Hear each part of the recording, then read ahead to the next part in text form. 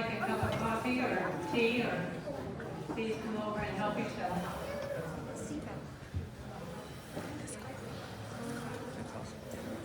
Do you know the last one hasn't been put up yet? So today, We're working on it. I would like to welcome Dr. Reinhard Vehring. He will be our penultimate speaker in our Faith Formation Guest Speaker Series this year.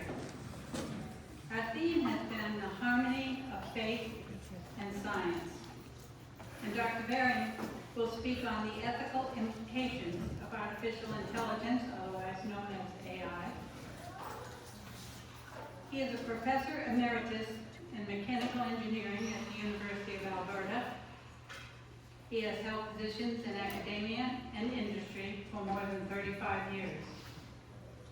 His many accomplishments include being the lead inventor for the cone suspension formulation technology, which is used by AstraZeneca in several commercial products for respiratory diseases. Dr. Vehring now works as an independent consultant in the areas of respiratory drug delivery and stabilization of biologics, and has developed vaccines and other pharmaceuticals for low and middle income countries. Currently, he is studying at St. John's Seminary toward a degree in theological studies, and he is a member of the Society of Catholic Sciences. So please join me in welcoming Dr. Vehring to Holy Spirit Parish.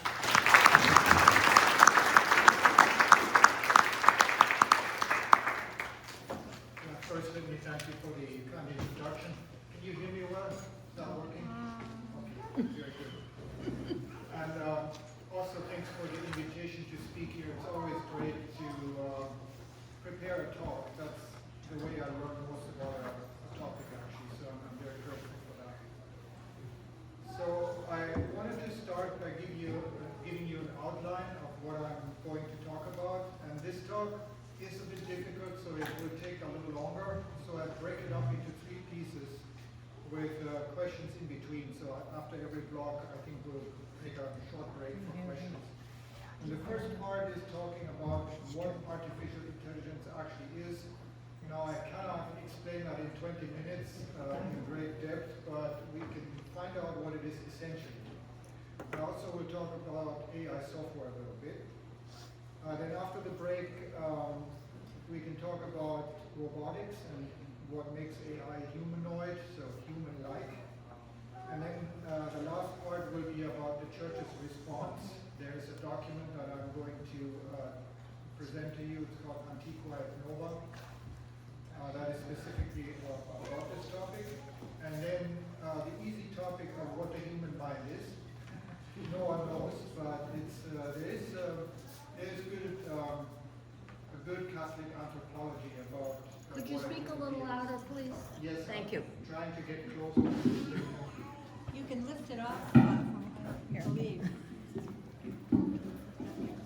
This should work. And then some Thank concluding you. thoughts. Let's start with AI hardware, and I'm going from large to small. So when you use AI, your requests or queries will be sent to a data center. And what you see here is a data center in Ireland. They are large factories pretty much, and they need access to cooling water in enormous amounts of power. One data center used about the same amount of power as our Boston, like 500,000 households. So it's very power hungry and needs a lot of water. And then let's take a peek inside. So what you see there looks like rows and rows of cabinets pretty much. These are called graphical processing unit racks. So each of them contain many what you could call computers. It's actually, graphical processing unit doesn't have anything to do with graphical processing. It's just a type of processing unit that is similar to what was previously graphics cards. That's why they're called that. Now let's take a look at these racks. So if you go and check them out, they have what is called compute trays. One of them here see the mouse there, and some power supply and so forth. But the actual computing happens in these trays. A single rack contains about 40 of these graphical processing units, and a large AI data center can support about 100,000 of these graphical processing units. So that's a lot. And if we zoom in on one, here is a GPU example. You probably have heard about NVIDIA. That's a company that's specializing in manufacturing these. They cost about $70,000 each, one of these cards. And they are very good at performing very, very rapidly simple calculations. So a simple calculation could be like 2 plus 2 is 4, which doesn't sound very impressive, but they can do 40 quadrillion of those calculations per second. So that is more than you could do in your whole life, and they can do that in 1 second. Now, how can they possibly do that? So I'm going to look at this chip here, the NVIDIA chip here, that is in the red square, and take the cover off, and then it looks like this. So now you can see a lot of finer structure here, and what it pretty much is a lot of transistors. So transistors are just electrical switches pretty much that can switch on and off in response to an electrical signal. And such an AI chip has over 100 billion of those. So you can ask yourself, how in the world can you put 100 billion transistors in something that is so small? Well, first of all, it's stacked in many levels, so like maybe 10 or 12 levels, and these transistors become smaller and smaller and smaller. So there's a little red rectangle again here, and I'm going to blow that up for you and put a human hair on here. So this tree trunk looking thing is a human hair. So that gives you an idea of the scale of this. And what you see here is not yet the transistors. So what you have here is electrical connections. And we need to blow this up again by a factor of 1,000 or so to actually see the individual transistors. And I'm going to do that on the next slide. That's here. So on the right here now, we're now in the nano world. So this is like a billionth of a millimeter. So extremely tiny. And these individual dots that you see here, when you cut them sideways, you can see the structures of the individual transistors. So all of this whole factory there with a large number of racks and GPUs, what that in fact is an enormous, almost incomprehensible number of transistors. So these transistors can be combined in a smart way, and then they form a memory cell. And memory cells can be set to either a high or low voltage. And they will retain that value until you change it again.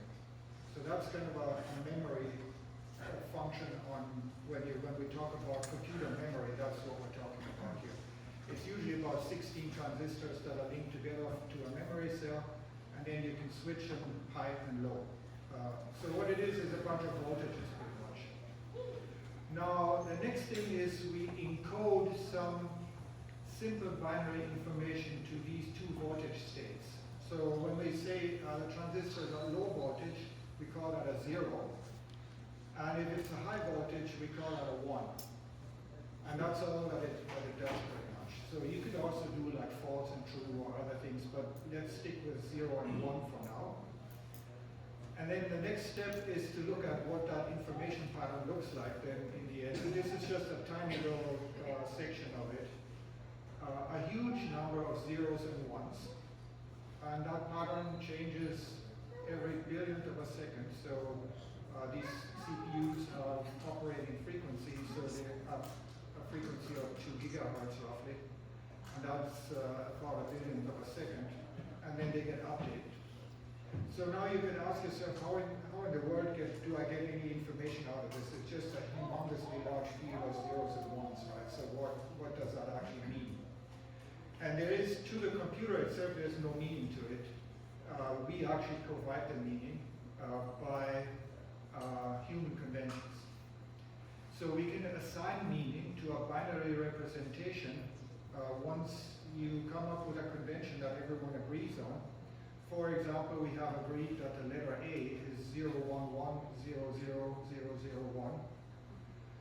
And you can go through the whole alphabet like that, and also other Greek symbols or whatever you want, Chinese symbols.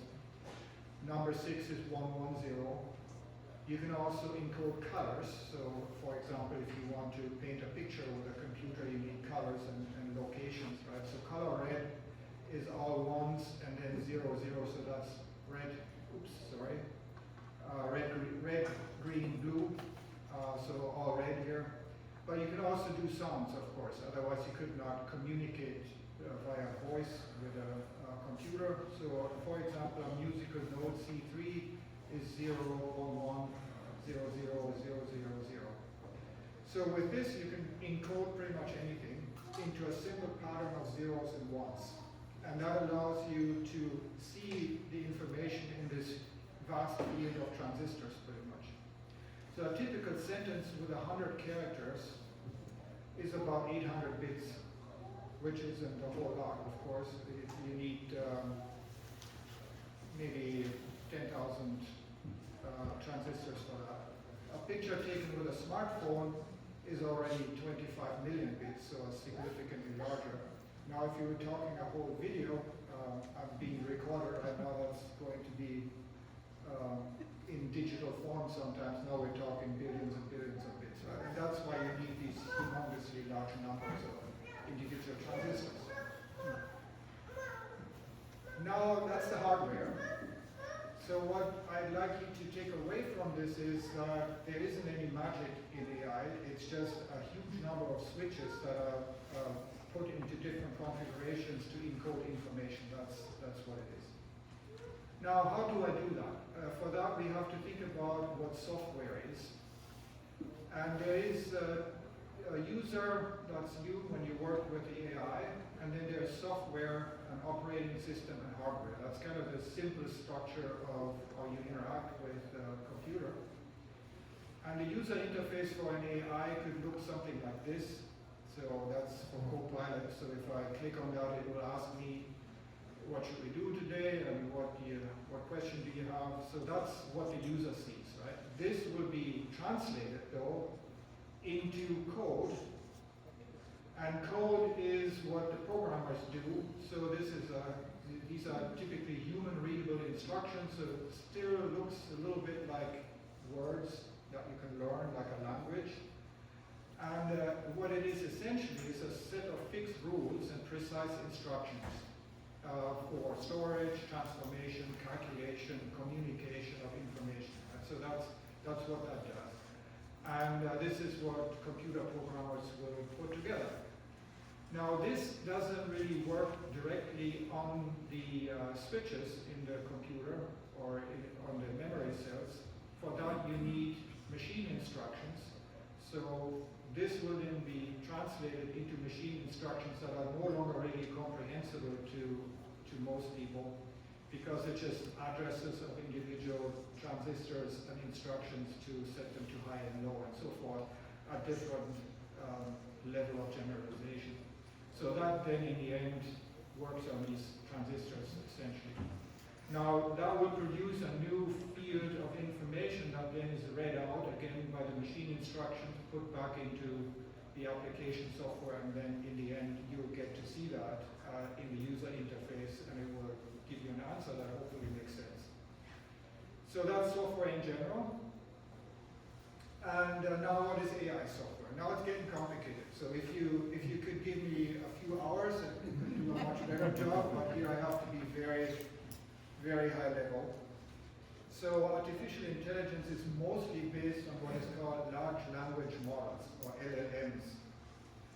And they actually do something very simple. They calculate the probability of the next word in a string of text. That's what it is.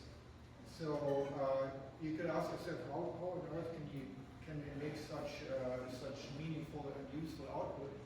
We'll get to that in a second. But for now, I'll give you an example for how this works.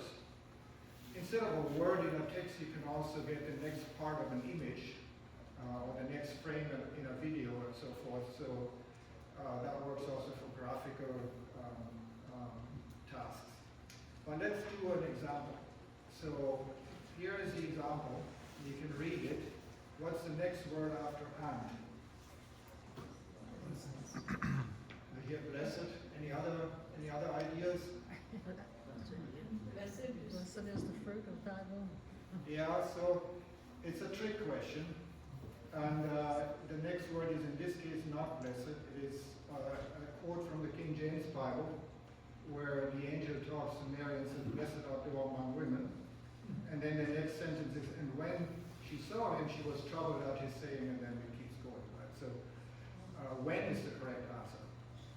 So how could you possibly get to that? So you have to get information not just from the words here and all of them, not just from the preceding one, but also things like "art thou" here, that probably points you to an early Bible translation, and the punctuation here gives away that the sentence ends here and something new starts here.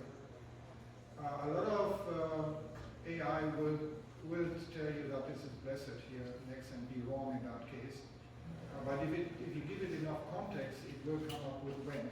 And so what the AI does is it produces a table that looks like this. There are literally billions of options here for the next word in all different forms, right? And when has like a 60% probability and blessed a 25% probability, Mary could be 3%, and so forth. V is the most probable word if you don't know anything, because that's the most, that's the most frequent word in the English language. But I can also ask AI something in German, and it's obviously not V anymore. Okay, so that's how that works. But how do you get to these probabilities? So how does this AI understand, in quotation marks, what kind of probability to assign to these words? And that's done with training. So in training, what you do is you take huge amounts of text and feed it into the system, and that's already complete text. And the large language model calculates the most likely next word based on its current settings. And it's going to be wrong most of the time, right? So in this case, here's a part of a text, right? And after resting, the next word is his. All right, that's the correct answer. But if you start to train an AI, it will initially come up with all kinds of stuff. It will probably put the in there or whatever just shows up, and it's going to be wrong. And the idea is there will be lots and lots of parameters that can be changed. In a hierarchical structure that is called a neural network. So all of these parameters act on each other, and they can be adjusted. So if the guess is wrong, these parameters will be adjusted, and the language model will guess again. And it will get closer perhaps, and then adjust again, and adjust again, and adjust again. To get to significantly meaningful output, you need a huge number of parameters, something like 100 billion. And you also need to train it many, many, many times. So we're talking again billions and billions of attempts. And the amount of text that are fed into it are truly humongous. It could be a lot of stuff that is on the internet. There's, for example, an AI that has been commissioned by the church. It's called Magisterium AI. It has probably seen all Bible translations, all church documents, all encyclicals, all theological textbooks. Everything is going to be fed into that.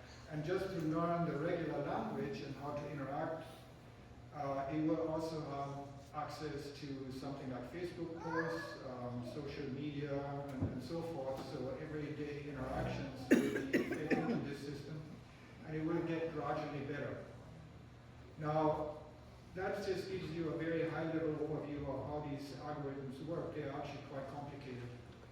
But there is still another step after pre-training, and that is reinforcement learning with human feedback. And there are human trainers that provide feedback that is used to further adjust settings. So sometimes AI models come up with answers that are inappropriate, and then a human trainer will say, no, that is not something that you should do, and then feedback will be used to adjust the settings. However, also what happens is that AI gathers information about the users that interact with them and adapt accordingly. So, for example, if you leave the memory function on the AI that you work with, the AI will adjust to the way you communicate. And it will then learn what would you have put as the next word most likely, and it becomes more and more familiar that way. So that little cartoon here, let AI generate that. That's indicating how reinforcement learning with human feedback works. Okay, so that's the training part. And that concludes like the rush through how AI works. So now maybe we'll take a few minutes for questions if you would like to ask one. Yes? In the example you showed to us, the first example, if the quotation marks were not there, would the system have told us that it is the word blessed? Yes, most likely. So what is important is the algorithms will look at every piece of information that is in there, including all the punctuation, like and the capitalization. The A is capitalized, right? It will also remember what you have asked it before. So if I have asked 12 questions about the Gospel of Luke before, it will say, okay, most likely it's still on the Gospel of Luke, right? So then that will adjust the parameters for this probability higher.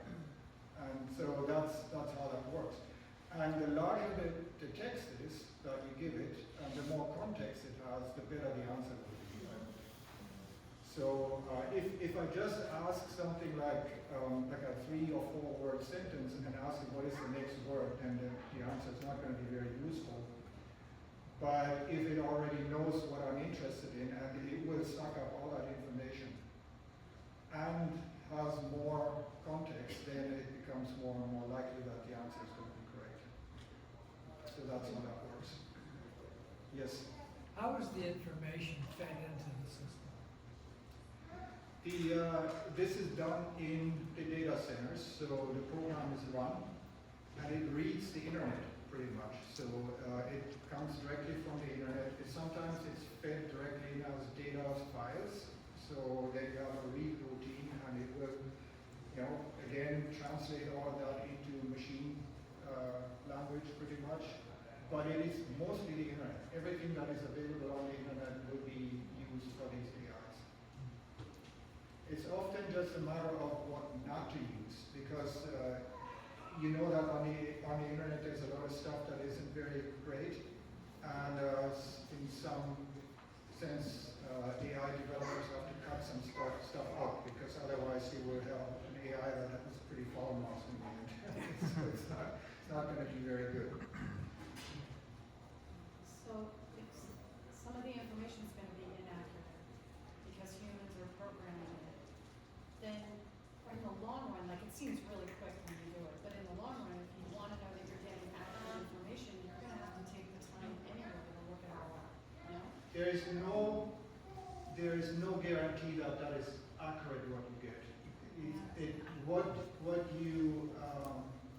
it does is it comes up with a probable next word. It doesn't care about accuracy.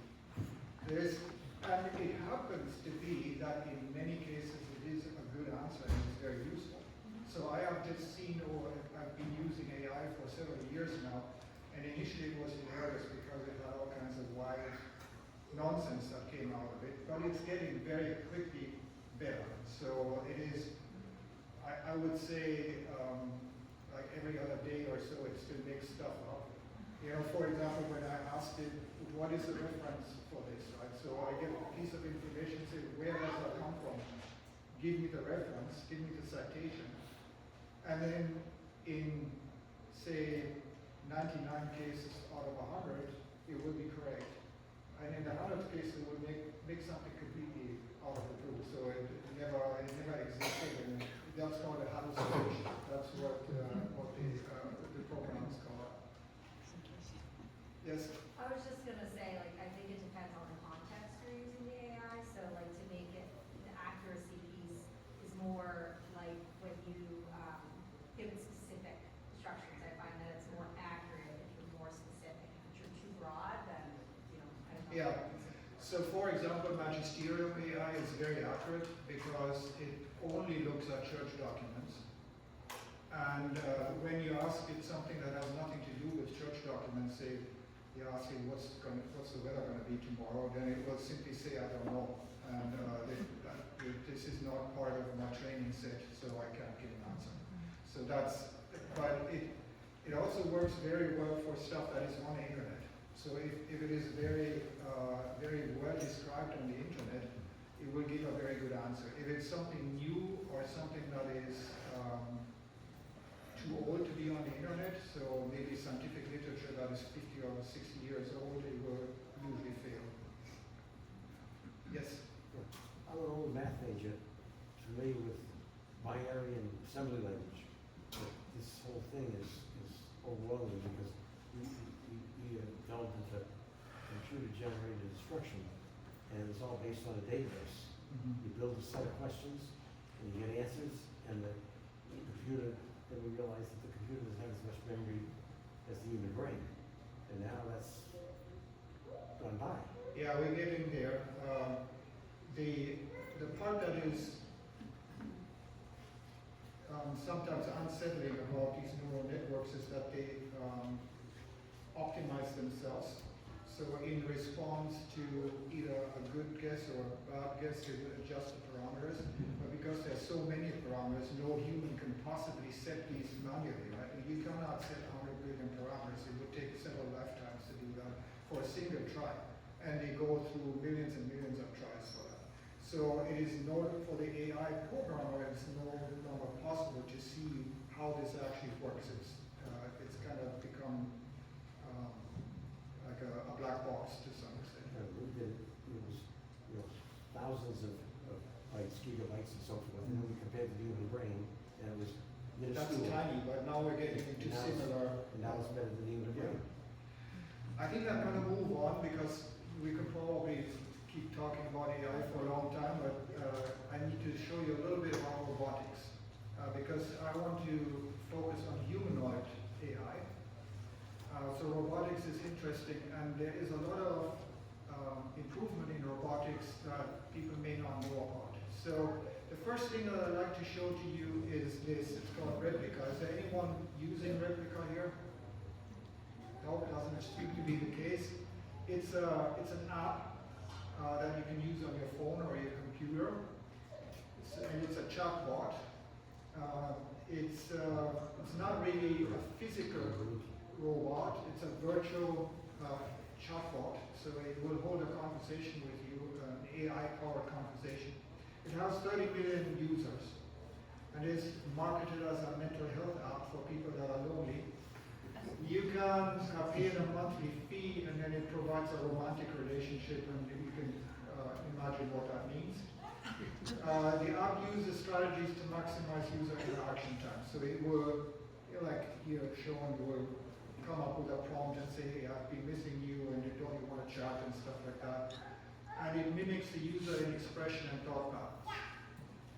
Because the AI will analyze the user and adjust accordingly.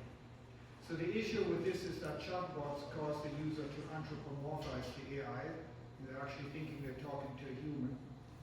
And many users get emotionally attached or are being manipulated and can become addicted. There is even cases of people that wanted to marry their virtual companion.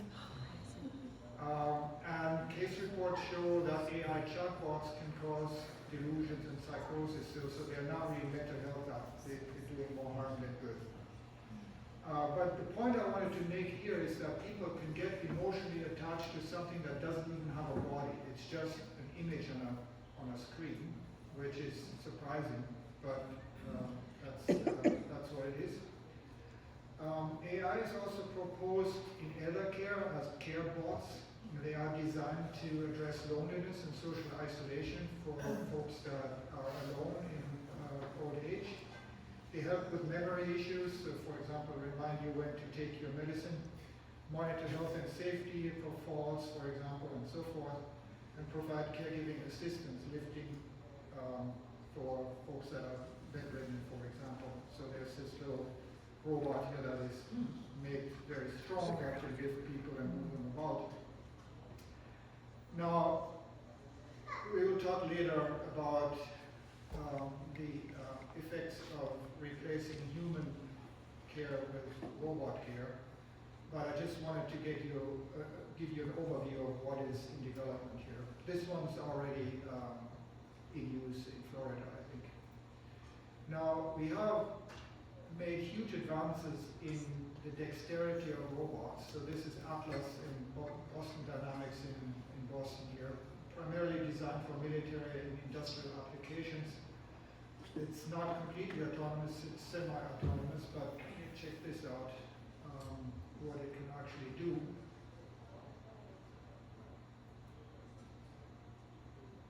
So that's not AI generated, that is a real video. So it's no longer the case that robots have trouble walking, they can do flips now. So I found that pretty impressive. Here's another one that's a G1 robot by a Chinese company, I think Unitree. It's designed for consumer and industrial applications. You can buy one that costs you $44,000. It can view 360 degrees all around. It can sense with the hands and is semi-autonomous.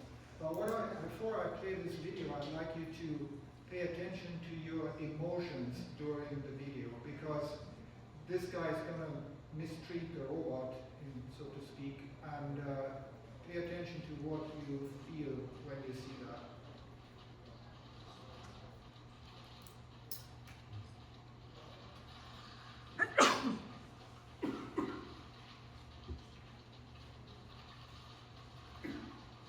First of all, it's pretty amazing how well it recovers, right? I mean, it just jumps up. If I'd be kicked to the ground this many times, I wouldn't be doing that anymore. Okay, I think this is enough. You get the idea of what it can do. Let's go to Tesla robots. Optimus, you probably have heard about it. It's designed for large-scale deployment, so the idea is to have 10 million of them by the end of 2027. Fairly affordable, costs less than a car actually, maybe $25,000, and it's meant to do home assistance and broad general purpose tasks. So the idea is to have a helper in the house that does whatever you don't like to do, and you can also talk to it and ask it whatever you can ask the AI pretty much. And then we have social interaction robots. So where the robots that are used for general work or factory work, they usually don't look exactly like humans. These are meant to mimic humans very closely. So this is an AI-enabled conversational robot. It's intended for healthcare or corporate services like reception or something like that, or marketing and so forth. This is how it looks when you take the actual face off. You can customize it, you can make it look like you. They will do that for you, so you can make a copy of yourself for pittance of $175,000. It's not as dexterous as the other robots. It moves kind of slowly, but it looks very convincing. There's a companionship robot here that is also semi-autonomous with a human-like appearance, intended for social interaction, companionship, service, and assistance. And this one can reproduce or simulate micro-expressions, so it has lots of actuators in this plastic face here that can make it wink, like you can see here. and you can tailor it to the appearance that you like. So you can give it different hair color or different eye color and so forth. And it even has a skin temperature that is similar to a human now, because people found it very uncomfortable to touch a robot if it's cold, right? So now this will be heated up to 37 degrees or something like that. What is that, 98 Fahrenheit? Sorry, there was a German from back there. So I just showed you this to indicate to you that we're very close to the point where it will also be difficult to differentiate between an actual human and a humanoid robot, at least from a distance. Okay, questions about the robotics? Yes? You know, early on, this is for a couple of years, I read an article that said, you look at these things, they don't blink. So on TV, I was always paying attention to the eyes. Right. There are people that don't blink, so I'm wondering, you know, if they don't blink, is that an indication that they're not real? Yeah, but you can make them blink. That's the whole micro expression Maybe I thing. haven't gotten to that point yet, but the early ones, The early ones couldn't, that's right. Yeah, it's getting very close. I think there was a question over there somewhere. No? Oh, yes, I do have a question. So there's a lot of data that humans, when we talk to each other, we have a neural network mirroring, right? So our neural networks start to mirror whoever we're talking to, like in a conversation. So Right. with a robot, does that still happen on the human side? That's a good question. I don't know the answer to that. Because we're because- feeding in, right? Yeah, so what you're talking about is that when you interact with another human, you start mimicking their facial expression and their gestures and so forth. Robots can be trained to do that, but not to the point that it's fully convincing of it. But on the human side, we're still, because you're saying that humans are actually going into psychosis over an image Right. that they're interacting with for mental health care, or, I mean, implications for that would be if there's an AI for, elder care or in a hospital setting or anything like that, like the human who's ill or, elderly, whatever, we could be seeing increased rates of Alzheimer's and stuff like that because the human may not be mirroring the same Yeah. way. I think that will come out once these get introduced. I mean, if a lot of people have a robot servant at home and pretty much living with them, then it will come out what that does to the human psyche, I think. I don't know the answer to that yet. It would be very, very good to know before we do that. I don't know yet. Yes? What guarantees that they're not going to glitch and hurt someone or? Yeah, so if you look at the robots that are currently shown to the public, they are all tend to be smaller than actual humans and a little weaker. And that might be addressing your concern. I think that the guys marketing the robots see an issue in giving you a robot that is 7 foot and 3 times as strong as every human being. That could be a bit scary, right? But the military thinks about this differently. So there's no limit really in terms of size. It's actually easier to make a larger robot than a smaller one. So we'll get to the point of what are the legal ramifications, right? So if someone breaks something, who's responsible, who's liable for that? That's a difficult question, yes. You see the cost of these coming down significantly? Yes, they can be mass produced, right? So they will at some point become affordable, I think. Not cheap, but it may be like a car or something like that, or a little less than that. Okay, let's move on. We can also do questions after, but I don't want to keep you too long here, because now we're getting to the church's response. That's the document Antiqua et Nova. And a lot of people have described this as the best response to the AI revolution that is out there. So I thought I'd show it to you. It's a doctrinal note from last year that addresses the relationship between AI and human intelligence and anthropological and ethical implications of AI. So you could have saved listening to me and just read this because it gives you maybe even a better representation. It's really available online. All you have to do is type in Antiqua and Nova and you can start reading it. It's very good. So what I need to do now is talk about the human being. What is human intelligence in contrast to machine intelligence? And Antiqua and Nova describes human intelligence in Thomistic terms based on Thomas Aquinas as reason and intellect, and also as transcendent, sharing in the light of the divine mind, as embodied, not just virtual in a computer program, and as exercised in genuine relationships with other humans. That probably speaks to what you were asking about earlier, as spiritual, capable of discovering the truth, and as contemplative. So that's a little bit of a different approach. When we talk about AI developers, they usually talk about intelligence in a different way. The context of AI intelligence is understood functionally, often with the presumption that the activities characteristic of the human mind can be broken down into digitized steps that machines can replicate. And this is called reductionism. It's actually very common position, a common belief among scientists at this point.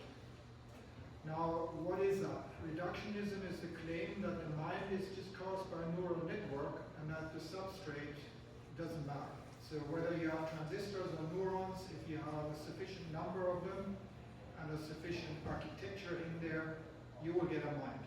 That's the idea. And in that view, the human brain is just a neural network consisting of 18 billion neurons, give or take. The messaging is a little different. Instead of electrical signals, you get biochemical signals, generalizing a lot here. But there is no essential difference here. Now the question is whether we would actually want to believe that. Now, Catholic anthropology says no to that. The idea there is that we have a rational soul that is both immaterial and embodied.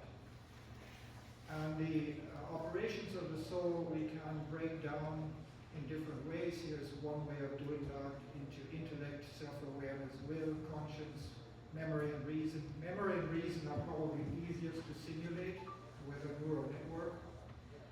The other ones, I would argue, are impossible to simulate. And there are some aspects of the human mind that are not reducible to material processes and structures. That is the claim of Catholic anthropology and also of some philosophers. The first thing is the consciousness, the self, that what you call I. That is not something that can come out of a machine. The next thing would be intellection. That's the inward grasp using abstract concepts. For example, I can see that this is a rectangular shape here at the slide. But the idea of what a rectangle is not linked to this particular sense input here. And I can actually communicate with someone else what a rectangle is without even having to look at something. That's called a universal. Or things like a mathematical theorem or something like that, that is a universal. And we know that we understand this, and we actually also understand that we understand. So we have some sort of an inward grasp of these things that machines cannot possibly have, according to philosophers. Easiest for us to understand, I think, in my personal opinion, is free will. We all have the impression that we can choose between options. Right? I can move my hand to the right or to the left. And I could have done it the other way around. And everyone normally commonsensically would agree to that. But I just showed you that an AI is completely deterministic and material. So there's nothing that allows an AI to decide anything. So it could not decide to move a hand to the right or to the left. It's not free in that decision. It's fully determined by the programmer. So it would execute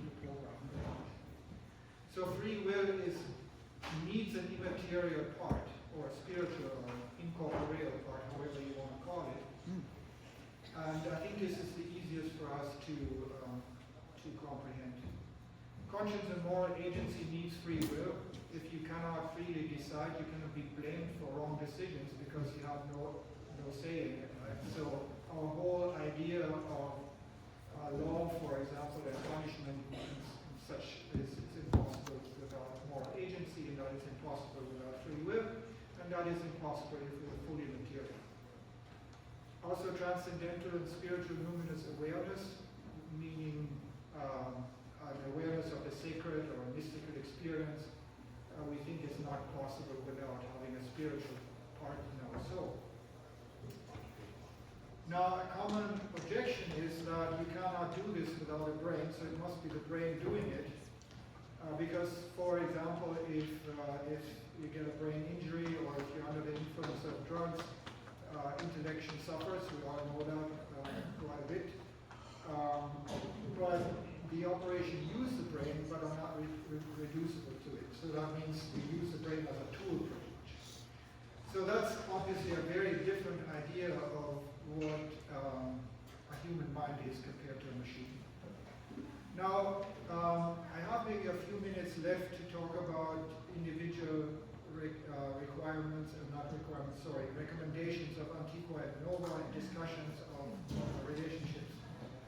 Maybe not all of it because I think we're getting a little bit long here.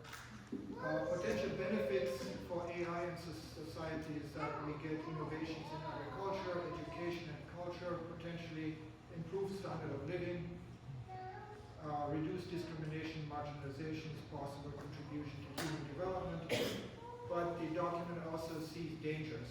It could lead to increase in inequality, new forms of poverty for those who don't have access to AI. It could counter human development, lack of accountability, concentration of power into the hands of very few people, states or people, and manipulation of people and political structures could be much easier with AI, and increased dependence on technology. So my own thoughts about this are here in brown. What I find curious is that the introduction of AI is done by a very few wealthy, powerful individuals. Maybe no more than 20 people on Earth. With minimal oversight, there's no rules. So they freely admit that this is going to be extremely disruptive to society. So my question is then always, why do we let them do it? So if they can do whatever they want to society without having to prove that it is actually of no harm to society, why do we make, for example, pharmaceutical manufacturers, that I'm very familiar with, prove in large clinical studies that their products are not harmful? So we will have to run studies on 50,000 people to prove that, a pill that I'm trying to sell to someone is not doing any harm. But I can introduce AI that is going to completely unravel society and build something completely new with no oversight. So I find that strange, to be honest. But in a way understandable because of the drivers that are behind it. I'm going to skip this one because we're running out of time. AI in healthcare is an area where there are very good applications of AI. Faster and better diagnostics. Just imagine your doctor has access to all medical literature right away. All new treatments, all clinical trials, everything. That could lead to diagnosing difficult conditions faster and more accurately, improve treatment, improve access to quality care. So last couple of times I was at the doctor's office, they already used AI, so it seems to be catching on. But there's also the danger of impersonal interaction. So if you replace human care with machine care, that could worsen loneliness, it could lead to unequal treatment, and treatment primarily based on economic and efficiency metrics and no longer on compassion and love. Caring for the sick is a privileged means for spiritual growth, so I'm not so sure that we should delegate that to a machine. That is not the Catholic way. Economy and labor. There, the advantages are usually named as enhanced expertise and productivity, more innovation, new jobs. But also, even my children that are in working age right now tell me already that they are now expected to work faster and with AI. AI replacing workers, idolizing efficiency, loss of meaningful work, and so forth. So the Catholic position is that work is for the good of the person and not the person for work. So it's a priority difference, right? So the person is more important than the job. So the good of the person is a higher value than work efficiency. And that is a good document to check this out. AI in education, that's an area that I'm very interested in. I'm a professor, of course. You can learn something way faster with AI. You get immediate feedback on your work with very good instructions on what you did wrong. Much improved educational resources, but it also increases the reliance on technology, erodes independence. People cannot do simple things without AI anymore, without computers. A lot of people now have trouble using a map because we are all being using navigation systems and just following instructions on where to drive. And if you now give people a map to go, like, what is happening? Unethical AI use is a nice word for cheating. And then you have to be careful with fabricated information that we discussed earlier, the hallucinations part. Right? The goal of education should be to develop the whole person. In my opinion, education is not, the primary point of education is not to get a high-paying job, but to develop the person, because at some point you're going to retire from this job, so it's temporary anyways. And education needs to be, to some extent, difficult and challenging to strengthen virtues such as perseverance and patience and things like that. AI and information, I think that is something that I'd like to point out. It's a very powerful search engine, but there are dangers. So I don't know if you've seen this. This is a person called Miles Fisher on the left. On the right, it's a deep fake after you ask the AI to make it look like Tom Cruise. And it looks kind of convincing, doesn't it? So you can also do that for a whole video, including the voice, and you won't be able to find out anymore whether it is actually Tom Cruise or not. It's so good that even experts struggle at this point to figure out whether it is a deepfake or not.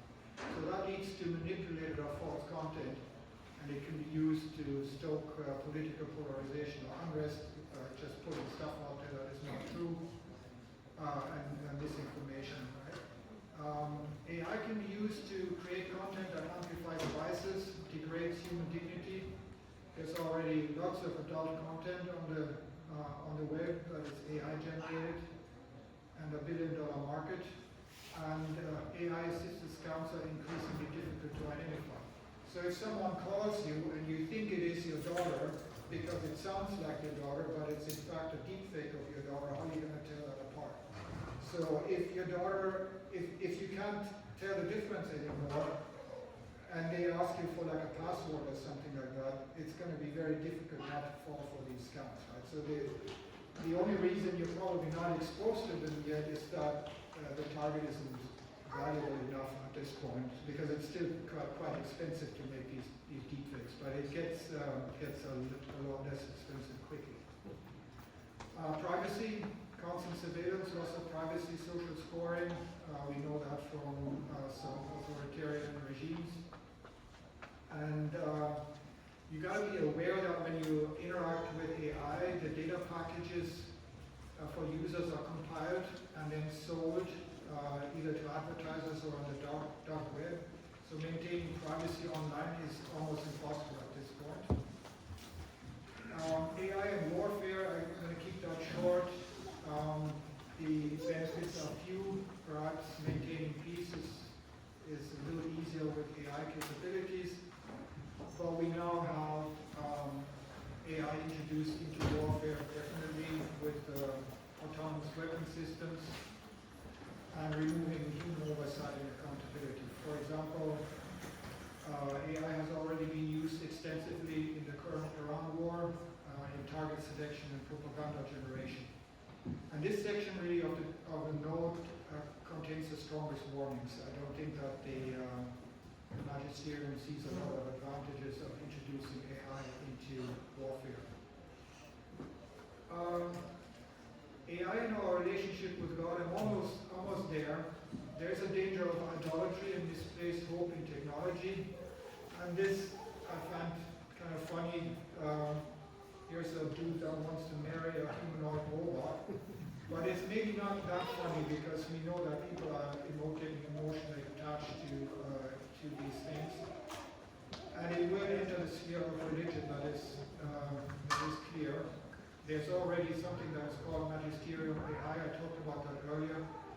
And there was an answering service, like an answering AI that was answering questions online that was called Father Justin. Now, they've removed the father part because people got very upset about that because it wasn't, of course, a real priest. But that leads me to a final thought experiment. What would be the case for a humanoid robot priest? So if we see some candidates for replacement here. So why not a humanoid robot priest? Because you have a whole lot of advantages, right? Never tires, never sleeps, does not age, never forgets anything, sings perfectly, can cite all of scripture immediately, all of church documents ever published, has read all theology books, and can write a homily in 5 seconds. I don't have the time to demonstrate it to you, but I really tried that out before I came here. I asked it to write a homily for today, and it took 5 seconds. It was a pretty decent homily. So that is definitely possible. It also can listen and talk to all parishioners, even simultaneously when online, every hour of the day. Speaks almost all languages, cannot sing, is perfectly celibate, never gets angry or impatient, can be mass produced, so no more priest shortage. You can have 4 or 5 of them per marriage. So what's wrong with that? I think we laugh because we know that there are problems. It has no soul. It has no emotions, has no will, let alone a free one, has no conscience, no intentions, neither hope, nor faith, nor love, cannot pray, cannot have any mystical experiences, and cannot administer any sacraments, at least not validly. And there's also the problem that it's not alive.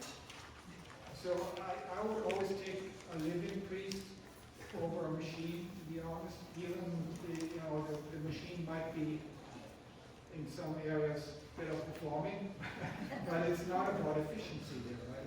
And I think this thought experiment makes that kind of clear. So in conclusion, since artificial intelligence is fully material and deterministic, I would claim that it cannot possibly have a mind, and it will also in the future never have a mind. So it cannot have moral agency or responsibility, and therefore it is not a person. It should not be treated like a person. And some final thoughts here. Will AI change society drastically? Yes, that is clear to me, very certainly so, and very soon. And will that be for the better or worse? I think that depends on what you value, whether you value, say, efficiency or power or income or something like that. It might actually be advantageous, but if you value hope, faith, and love, I don't see what the advantage is. Is it going to be possible to avoid interacting with AI? For most people, the answer would be no. There might be some Cartesian monks that can avoid AI, or you could be a desert hermit or something like that, and it might work out. But for most people, you already interact with AI. Every time you go on Amazon and buy something, you interact with AI, so that's unavoidable. And my personal suggestions here, please do not interact with AI as with a human being. Don't give it a name. Don't use pronouns for machines. You can give it simple commands like show me this, show me that, calculate this, calculate that. And I would avoid social interaction AI or virtual companions altogether. I think they're dangerous. And I would resist the temptation to delegate tasks that provide opportunities for personal growth, because the more you delegate to AI, the less you can do yourself. Especially when it comes to interactions that involve compassion and love, they should not be delegated. And then lastly, be careful with your personal information. The reason this is free, at least or close to free right now, is that the information that you provide is going to be sold off. So be vigilant with potential scams and fakes. And I think that brings me to the end. I'm sorry I'm a little over the time, but it's a very...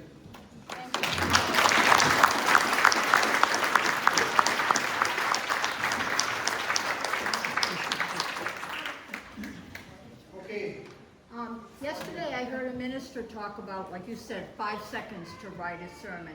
His bottom, and I was thinking, oh great. His bottom line was, where's the Holy Spirit in this? Yeah. It's all whatever, but that's where the personal brings in, as the priest writes it himself. And Yeah, that was, thank you for saying that. That was exactly what I wanted to bring out. Because our thought is that it's not really, well, at least to some extent, the priest giving the homily, but it's also Jesus giving the homily directly, right? That's and what he also, was. Especially when it comes to the liturgy of the Eucharist, then the priest acts in persona Christi, right? So then it is the Holy Spirit, and it's Christ acting, and that cannot be replaced with a machine. So yeah, thank you for saying that. Yes. Sarah, across your excellent presentation on 3 segments, you sounded less and less like a traditional mechanical engineer, which is your foundation. I was wondering if you had some sort of academic epiphany or a work project that steered you into this direction. Yeah, thank you. And by the way, you can ask me any questions, even unrelated to AI here. That's totally fine. And this is a good question because I was very enthusiastic about engineering as a young person. And I was probably also very optimistic in terms of what can be done with technology to better the human condition or contribute to the common good, or however you want to say it. What started a process of reconsideration for me was when Pope Francis wrote Laudato Si, the encyclical on the technocratic paradigm. And I realized that our society has already been very much impacted by this thinking in technological terms. And that we are in patterns that we cannot control anymore. That is a process that has kept going since for the last 10 or 15 years, and it has also influenced my decision to study theology, because at this point I'm convinced that we have made huge advantage in technology, but we haven't kept up with our ethical considerations and the theological considerations. So I think it is time to evangelize instead of giving people a new tool. So yeah, it started with Laudato Si. That was the turning point. It caused me many sleepless nights. That's good answer, Stephanie. That was a very good question, too. Your assessment is great. Led us to that conclusion. Before you go on another topic, talk about AI. It is a cyber for China and the Soviet Union being the strongest cyber business of the world.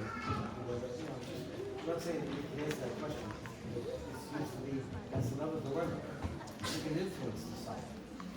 Yeah, when it comes to developing these technologies, I think the leading countries are China and the US and Russia are behind. And there's some stuff going on in Europe, but Russia behind. But it's a little bit behind. What is actually going on is very difficult to find out because AI development is in large measure funded by the military, and you will not get first-hand access to those documents. So I can't. Sorry. Thank you very much.